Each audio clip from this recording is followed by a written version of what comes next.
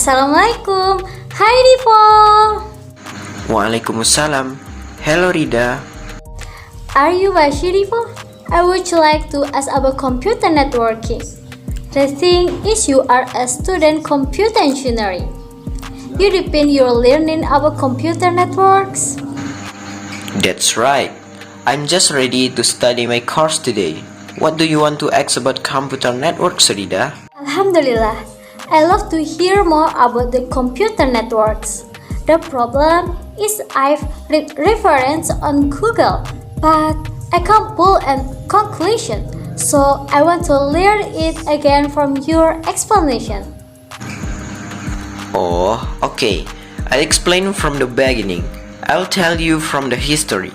So, the history of this computer network starts from the birth of the concept of computer networks in 1940s in America, created by a project for computer development in Bell's laboratory and a research group from Harvard University led by Professor Howard Aiken. Initially, the invention was used to take advantage of the computer device for common purpose. In the 1950s, while computers began to develop until the creation of supercomputers, computers had to serve several available places or terminals. From that, we discovered the concept of time-based process distribution known as TSS or time-sharing system. So, for the first time, the form of a computer network was applied. Wow, virtually, they invented the computer network. If it is not, maybe we will still apply the writing of letters to provide information and other interests. Yes. Next, I will explain the meaning of computer networks. Try to explain to me what you have read. What is a computer network? Wait, from the reference I read, computer network is two or more computers connected to each other and used to share data. Computer networks are built with a combination of hardware and software. That's right. But what are the hardware components? Hardware such as printers and other peripherals. Okay, now I will describe the main network types. There are two types of external networks. Those are LAN and WAN, right? That's right. Now, tell the two main networks. LAN, local area network, is a computer network that connects computers in a limited area such as homes, schools, laboratories, universities, or offices, and has its own network, equipment, and interconnection. That's area managed locally. On the other hand, WAN, wide area network. WAN is a computer network or telecommunication network that extends over a very wide geographical distance, and most WANs are made of several LANs connected together, like the whole country or the whole world. Exactly. Now I have a question.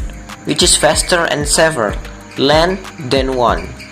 In my opinion, a faster and safer is LAN, because LAN operates at a level which is much higher due to the proximity of the computer and the lack of congestion.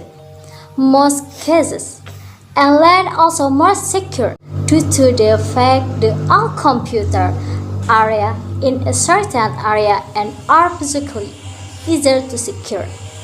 Whereas WAN is not as fast the LAN because it is one reaches 10 to 20 Mbps already is a big achievement for one. Besides, the LAN usually occurs up to the 80 or 90 Mbps, and the security of the WAN need to pass through a public telephone line to reach the destination, which is M.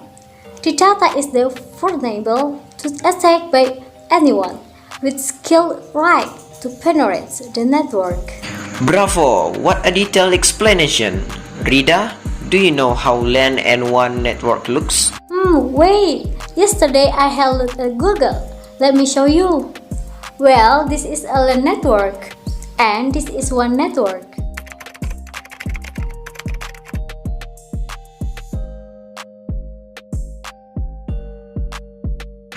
Well, yes it is. Any more questions about computer networks? There is. What are the advantages and disadvantages of the work? Okay, first I will tell you the advantage point. First, sharing device such as printers saves your money. Second, such licenses tend to be cheaper than purchasing multiple standalone licenses. Third, file can be easily shared between users. Fourth, network users can communicate via email and instant messengers. Fifth, good security. The user cannot view other user files unlike on a standalone machine. 6.